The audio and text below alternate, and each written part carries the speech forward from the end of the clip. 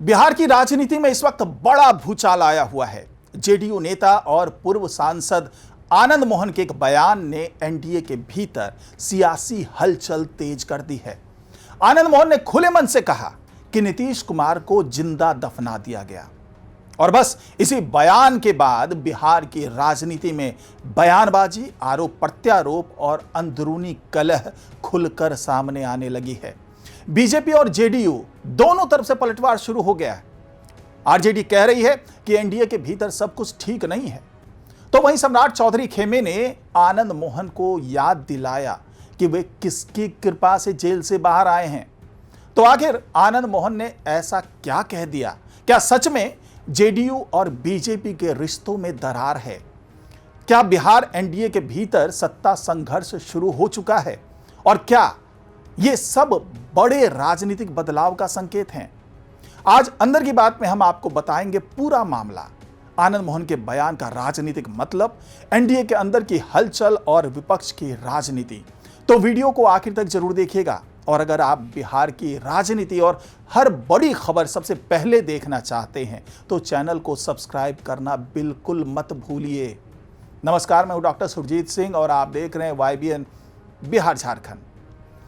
तो पूरा विवाद शुरू हुआ बिहार के सीतामढ़ी से, जहां महाराणा प्रताप की प्रतिमा अनावरण कार्यक्रम में पूर्व सांसद आनंद मोहन पहुंचे थे। इसी दौरान उन्होंने जेडीयू और बीजेपी पर निशाना साधते हुए बड़ा बयान दे दिया। आनंद मोहन ने कहा कि नीतीश कुमार को जिंदा दफना दिया गया है, लेकिन टाइगर अभी जिंदा है। उन्होंने आरोप लगाया कि जेडीयू अब थैले की पार्टी बनकर रह गई है, यानी पार्टी में विचारधारा नहीं बल्कि पैसों की राजनीति हो रही है। आनंद मोहन ने यह भी कह दिया कि पार्टी के कई नेताओं ने नीतीश कुमार की तस्वीर तक हटानी शुरू कर दी है और यही दिखाता है कि अब पार्टी में नीतीश कुमार का सम्मान पहले जैसा नहीं बचा है। अब जैसे ही यह बयान सामने आया, बिहार की राजनीति में हड़कंप मच गया। सबसे तीखी प्रतिक्रिया आई सम्राट चौधरी के खेमे की तरफ से। बीजेपी नेताओं ने पलटवार करते हुए कहा कि आनंद मोहन ये ना भूलें कि वे किसकी कृपा से जेल से बाहर आए हैं। दरअसल आनंद मोहन का नाम बिहार की राजनीति में हमेशा विवादों और बाहुबली छवि के साथ जुड़ा रहा है। वे लंबे समय तक जेल में रहे और बाद में रिहा हुए। अब बीजेपी नेताओं का कहना है कि जिस एनडीए सरकार ने उन्हें राहत दी, उसी गठबंधन पर अब वे सवाल उठा रहे हैं। जेडीयू के वरिष्ठ नेता और मंत्री श्रवण कुमार ने भी आनंद मोहन पर जोरदार हमला बोला।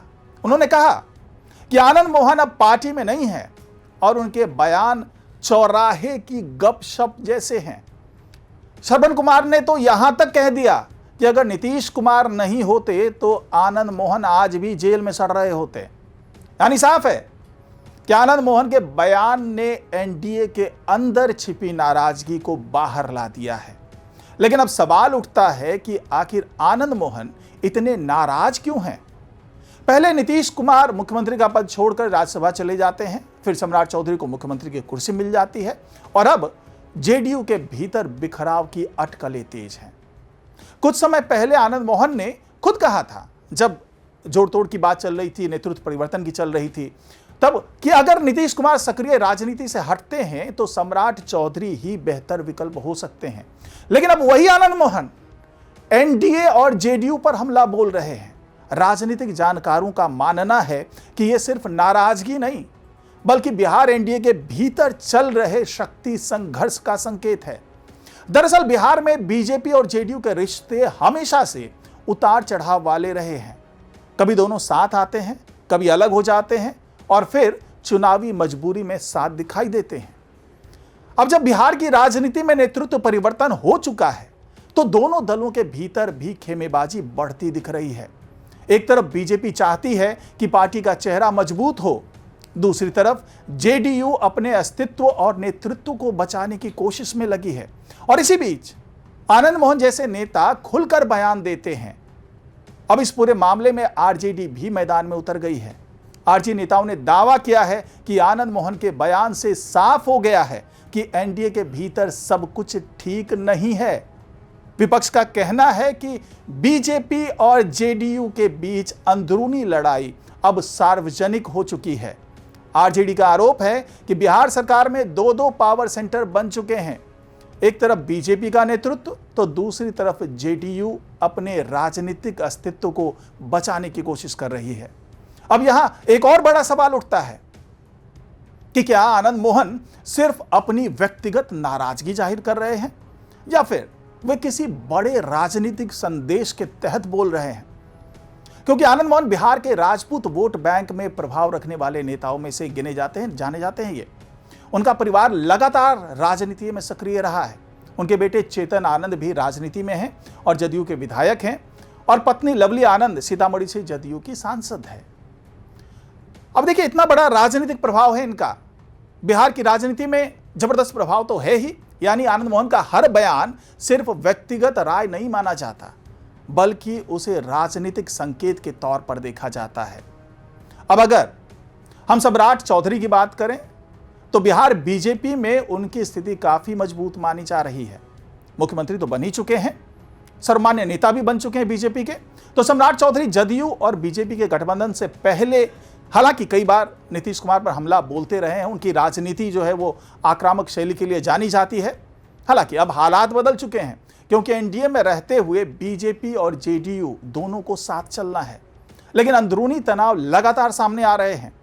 कुछ समय पहले केंद्रीय मंत्री ललन सिंह ने भी बयान दिया था कि सम्राट चौधरी को मुख्यमंत्री बनाने का फैसला खुद नीतीश कुमार ने लिया था। इस बयान के बाद भी बिहार की राजनीति में कई तरह की चर्चाएं शुरू हो गई थी। कुछ लोग इसे बीजेपी जेडीयू समझौते का हिस्सा मान रहे थे, तो कुछ इसे भविष्य की राजनीति का संकेत मान रहे थे।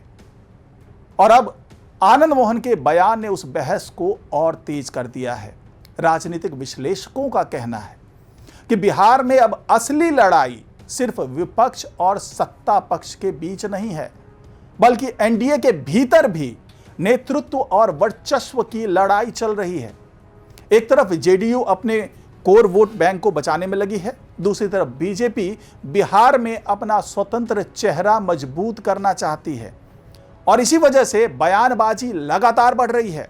अब यहां एक दिलचस्प बात और भी है कि आनंद मोहन ने अपने बयान में सीधे सीधे कहा कि कुछ लोग नीतीश कुमार को खत्म करने में लगे हैं। उन्होंने आरोप भी लगाया कि पार्टी में ऐसे लोग हैं जो सिर्फ सत्ता और पैसे के लिए राजनीति कर रहे हैं। यानी हमला सिर्फ बीजेपी पर नहीं, बल्कि जेडीयू के अंदर बैठे नेताओं पर भी माना जा रहा है। अब सवाल यह भी उठ रहा है कि क्या आनंद मोहन जेडीयू नेतृत्व से नाराज हैं? क्या उन्हें पार्टी में उचित महत्व नहीं मिल रहा, या फिर वे बिहार की राजनीति में अपनी भूमिका फिर से मजबूत करना चाहते हैं? इन सवालों का जवाब अभी साफ नहीं है, लेकिन इतना तय है कि बिहार एनडीए के भीतर सब कुछ सामान्य नहीं दिख रहा। अब अगर हम चुनावी राजनीति की बात करें तो आने वाले समय में बिहार में पंचायत चुनाव की तैयारियां तेज होने वाली है। ऐसे में एनडीए के भीतर का हर विवाद विपक्ष के लिए बड़ा हथियार बन सकता है। आरजेडी और तेजस्वी यादव लगातार ये कह रहे हैं कि एनडीए सरकार अंदरूनी संघर्षों में उलझी हुई है। विपक्ष का दावा है कि सरकार जनता के मुद्दों से ध्यान हटाकर सिर्फ सत्ता बचाने में लगी है। सोशल मीडिया पर भी जो मीडिया है उस पर आनंद मोहन का बयान तेजी से वायरल हो रहा है। लोग इसे बिहार की राजनीति में बड़े बदलाव का संकेत बता रहे हैं। कुछ लोग कह रहे हैं कि आनंद मोहन ने सच बोल दिया, जो हकीकत है वो सामने ला दिया, तो कुछ लोग इसे राजनीतिक दबाव बनाने की रणनीति मान रहे हैं। अब देखना होगा कि आने वाले दिनों में जेडीयू और बीजेपी इस विवाद को कैसे संभालते हैं। क्या आनंद मोहन पर कोई कार्रवाई होगी? क्या एनडीए के भीतर बातचीत से मामला शांत होगा, या फिर बिहार की राजनीति में यह विवाद और बड़ा रूप लेगा? फिलहाल इतना तो तय है कि आनंद मोहन के एक बयान ने बिहार की राजनीति में नया भूचाल ला दिया है। तो इस पूरे मामले में आपकी क्या राय है? क्या एनडीए के भीतर सच में सब कुछ ठीक नहीं है? क्या जेडीयू और बीजेपी के बीच अंदरूनी संघर्ष चल रहा है, या फिर ये सिर्फ राजनीतिक बयानबाजी है?